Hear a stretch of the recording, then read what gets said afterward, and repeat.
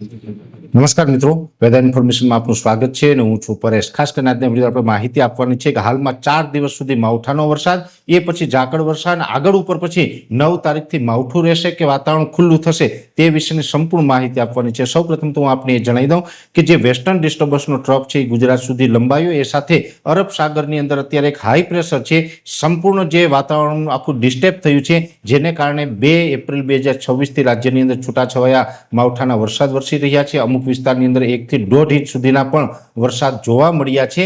હવે આની અંદર જોવા જઈએ તો આજે જે એક વેસ્ટર્ન ડિસ્ટર્બન્સનો ટ્રફ હતો એ આજે મોડી રાત્રે મધ્યપ્રદેશ બોર્ડર એટલે કે છોટાઉદેપુર, દાહોદ, ગોધરા જેવા વિસ્તારો ઉપર થઈ અને ઉત્તર પૂર્વ દિશામાં આગળ વધી જશે। આવતીકાલે 5 તારીખથી આપણે માવઠામાં એક દિવસ માટેની રાહત મળશે, પણ આ ટ્રફ પસાર થઈએ પાછળ હજુ બીજો એક ટ્રફ આવી રહ્યો છે, એટલે એ ટ્રફને કારણે પણ રાજ્યની અંદર છૂટાછવાયા વરસાદની શક્યતાઓ છે, જે હશે 6, 7 અને 8 એપ્રિલ એટલે 6 તારીખે પશ્ચિમ સૌરાષ્ટ્ર અને કચ્છના અમુક ભાગોની અંદર છૂટાછવાયા હળવા ઝાપટાથી શરૂઆત થઈ શકે।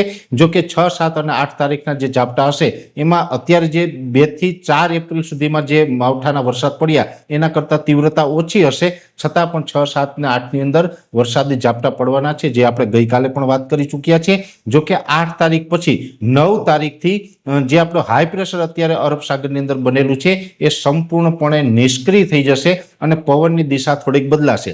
પવનની દિશા 9 તારીખથી બદલાશે એટલે અત્યારે મોસ્ટ ઓફ જે પશ્ચિમના પવન ચાલી રહ્યા છે એની જગ્યાએ ગુજરાતના 60 થી 65% વિસ્તારની અંદર ઉત્તર પશ્ચિમના એટલે કે વાયવ્ય દિશાના જે આપણે આરબના પવનો કહીએ તે આવી શકે છે, ને એને કારણે રાજ્યના છૂટાછવાયા અમુક વિસ્તારની અંદર વહેલી સવારે સામાન્ય, એકદમ સામાન્ય છૂટાછવાયા વિસ્તારની અંદર ઝાકળ પણ 2 દિવસ સુધી એટલે કે 9 અને 10 તારીખ 2 દિવસ સુધી ઝાકળ જોવા મળી શકે છે। એ સાથે 9 તારીખથી આપણું જે વાતાવરણ ખુલ્લું થવાનું છે, જેને કારણે તાપમાન પણ ઉચકાવાનું છે। અત્યારે પણ સામાન્ય રીતે જોવા જઈએ તો જે વિસ્તારમાં માવઠું હશે, વાદળછાયું વાતાવરણ હશે, એનું તાપમાન નીચું હશે। બાકીના તમામ વિસ્તારોની અંદર તાપમાન છે 36 થી 39 ડિગ્રીની રેન્જમાં છે। આઇસોલેટેડ વિસ્તારની અંદર 40-41 ડિગ્રી થઈ રહ્યું છે અને હજુ પણ આ તાપમાન છે ધીમે ધીમે ઉચકાવાનું છે। મોટાભાગના વિસ્તારોની અંદર 9 તારીખ પછીથી તાપમાન છે 40 ડિગ્રી પ્લસ થાય તેવી પૂરી શક્યતાઓ છે અને 9 તારીખથી 20 તારીખ સુધીનું જે અમારું પ્રિડિક્શન છે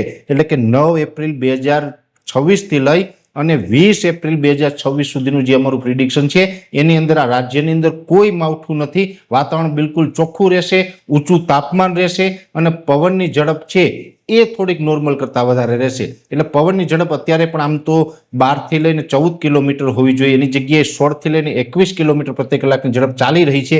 આ જ મુજબના પવન છે એ 15 એપ્રિલ સુધી કન્ટિન્યુ રહેશે। 15 એપ્રિલ બાદ પવનની ઝડપમાં ઘટાડો થશે અને 9 તારીખ પછીથી આપણું વાતાવરણ છે એ સંપૂર્ણ ચોખ્ખું થઈ જશે। એટલે દરેક ખેડૂત ભાઈઓ જે પણ આપણે ખેતી કામો કરવાના હોય એની અંદર આ પ્રકારના હવામાનને ધ્યાનમાં રાખીને આયોજન કરવાનું। હજુ પણ 6, 7 અને 8 એમ 3 દિવસ સુધી માવઠાની શક્યતાઓ છે। જો કે હું આપને ચોખવટે એ પણ કરી દઉં કે જે 6, 7 અને 8 તારીખે જે માવઠું થવાનું છે એ એકદમ સીમિત વિસ્તારમાં હશે। 6 તારીખે પશ્ચિમ સૌરાષ્ટ્રના છૂટાછવાયા વિસ્તારના કચ્છમાં છૂટાછવાયા વિસ્તારમાં થશે। 7 તારીખે કચ્છ, સૌરાષ્ટ્ર, મધ્ય ગુજરાત, ઉત્તર ગુજરાત અને દક્ષિણ ગુજરાતના છૂટાછવાયા વિસ્તાર એટલે 7 તારીખે ગુજરાતના વધારેમાં વધારે વિસ્તારોની અંદર માવઠાના ઝાપટા પડે તેવી શક્યતાઓ છે। 8 તારીખે ફરીથી તીવ્રતા ઘટી જશે, સીમિત વિસ્તારમાં થશે અને 9 તારીખથી વાતાવરણ છે સંપૂર્ણ ચોખ્ખું થશે। 9 તારીખથી પછી આપણે કોઈ જ પ્રકારે માવઠાનો ખતરો નથી, જેની દરેક મિત્રોએ નોંધ લઈ અને એ પ્રકારે ખેતી કામોને આપણે આગળ વધારવા જેની દરેક મિત્રોએ નોંધ લેવી। અત્યારે આ વિડીયોની અંદર એટલું જ। અંતમાં દરેક મિત્રોને વિનંતી રહેશે કે આ વિડીયોને લાઈક આપીને દરેક ગ્રુપમાં શેર કરી દેવો। જો તમે અમને યુટ્યુબ ઉપર જોઈ રહ્યા હોય તો ચેનલને સબસ્ક્રાઈબ કરજો અને ફેસબુક ઉપર જોઈ રહ્યા હોય તો પેજને ફોલો કરજો। નમસ્કાર।